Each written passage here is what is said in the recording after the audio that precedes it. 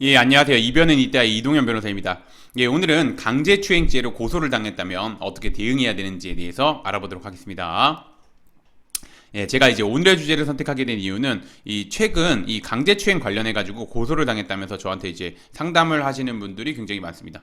예, 그러면서 이제 수사기관 가서 어떻게 진술해야 되나요? 아니면 이제 변호사님 이게 추행에 해당하나요? 추행은 언제 성립하나요?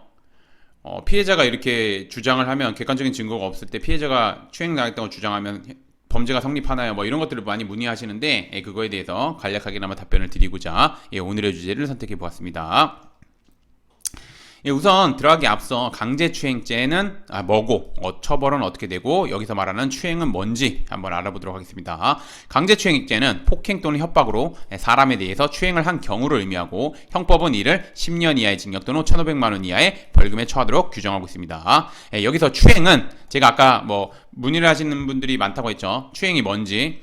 추행은 그래서 이제 보시면 법원에서는 이렇게 판단하고 있습니다. 추행이라고. 추행에 대해서 객관적으로 일반인에게 성적 수치심이나 혐오감을 일으키게 하고 선량한 성적 도덕관념에 반하는 행위로서 피해자의 성적 자유를 침해해야 하는 것을 의미합니다. 그리고 여기에 해당하는지 여부는 단순히 피해자가 나 추행 당했어요 이렇게 하면 성립되는 게 아니라 피해자의 의사 당연히 확인하겠죠. 그 다음에 성별, 연령, 행위자 피해자의 이전부터의 관계, 그 행위에 이르게 된 경위, 구체적 행위 태양, 주위의 객관적 상황, 그 시대의 성적 도덕 관념 등을 종합적으로 고려하여 판단하게 됩니다. 그래서 일방적으로 피해자가 저 추행당했는데요 이렇게 주장하는 것만으로는 추행에 해당하지는 않습니다. 이런 여러 가지 사정들을 다 고려해서 판단하게 됩니다. 그래서 이제 오늘의 주제인 강제추행죄로 고소를 당했다면 한번 보도록 하겠습니다. 강제추행죄로 고소를 당했다면 두 가지로 대응할 수 있겠죠. 억울한 경우가 있을 수 있고 실제 추행을 한 경우가 있겠죠. 그럼 우선 첫 번째 억울한 경우부터 보도록 하겠습니다. 피해자는 당시 상황이 촬영된 CCTV 영상, 그 다음에 피해자가 주고받은 메시지 내용, 그 다음에 주변 사람들의 진술 등 객관적인 자료를 바탕으로 피해자와 서로 합의하여 신체적 접촉을 하게 되었다거나 그 다음에 이제 피해자와 어떠한 신체적 접촉도 없었다. 이런 등에 대해서 법률적인 관점에서 적극적으로 주장해야 됩니다.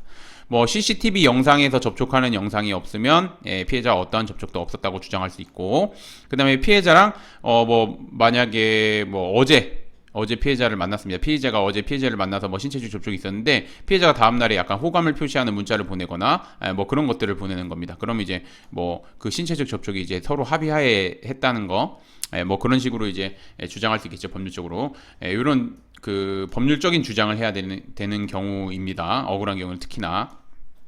실제 추행을 한 경우에는 피해자는 혐의를 모두 인정한 한편 좀 피해자와 빠르게 합의를 해야 됩니다. 그래서 또한 피해자는 반성문, 탄원서, 정식과 진료 내역서 이런 양형 자료를 준비해가지고 반성하고 있고 다시는 재범을 저지르지 않겠다는 점에 대해서 적극적으로 주장해야지 기소유예, 선고유예 아니면 가벼운 벌금형을 선고받을 수 있습니다.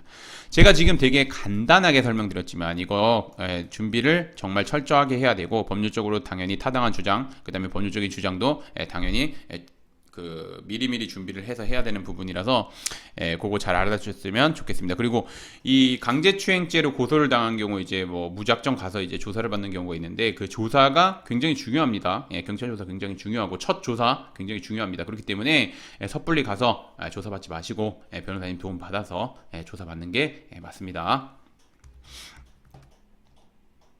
그래서 요거는 제가 진행했던 사건이고 강제추행 미수죄로 고소를 당했고 그 다음에 검사도 혐의가 있다고 해서 기소했는데 결국은 무죄 받았습니다. 그래서 이제 한번 보겠습니다. 오늘의 주제를 좀 정리를 하자면 강제추행죄로 고소를 당한 경우 자칫 잘못 대응하였다가 혐의가 없음에도 불구하고 혐의가 있다거나 사안에 대해 비해서 엄중하게 처벌될 수 있습니다. 특히 강제추행죄 같은 성범죄는 초기 대응이 중요합니다. 그래서 초기부터 적극적으로 대응해야 합니다. 그래서 일반적으로 성범죄에 대해서 좀 안일하게 생각하는 경우가 생각보다 꽤 많습니다. 내가 가서 사실대로 얘기하면은 수사관님이 내 말 들어주겠지, 다 억울함을 해소해주겠지 라고 하지만 실질적으로 그렇게 안 되는 경우가 대부분이라고 생각하시면 됩니다. 그리고 가뜩이나 요즘 같은 경우에는 이제 피해자 말에 조금 더 무게를 두고 수사를 하고 있기 때문에 사회적 분위기나 이런 거 반영돼가지고 만약에 억울하면 당연히 억울한 부분에 대해서 구체적으로 대응을 해야, 그러니까 하나하나 대응을 해야 되는데, 그거 대응하기에는 일반인들의 관점에서 쉽지 않습니다. 그래서 변호사님 도움 받을 필요가 있고, 그 다음에 혐의를 인정한다 하더라도 피해자랑 합의를 보기 위해서는 직접 연락하면은 2차 피해 될 수 있습니다. 그렇기 때문에 변호사님 통해서 당연히 합의를 진행해야 되고, 그 다음에 그 아까 위에서 말씀드린 각종 양형 자료를 하나하나 준비해야 되기 때문에 변호사님을 도움을 받아가지고 초기부터 대응을 해야지 혐의를 인정하는 경우에도 이제 좀 원하는 결과를 받을 수 있는 겁니다.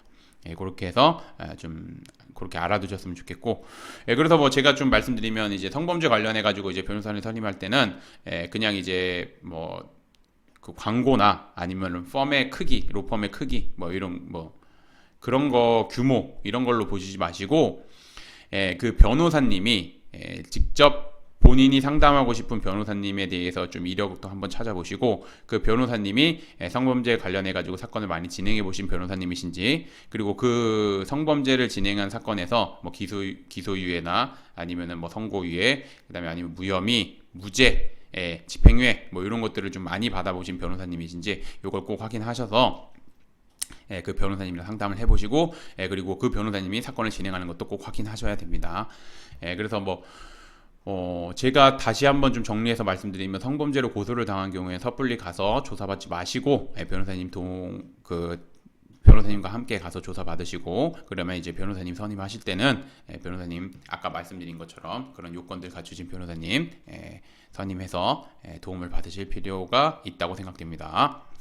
오늘의 주제는 여기까지 마치겠고, 저는 이변은 있다의 이동현 변호사였습니다. 감사합니다.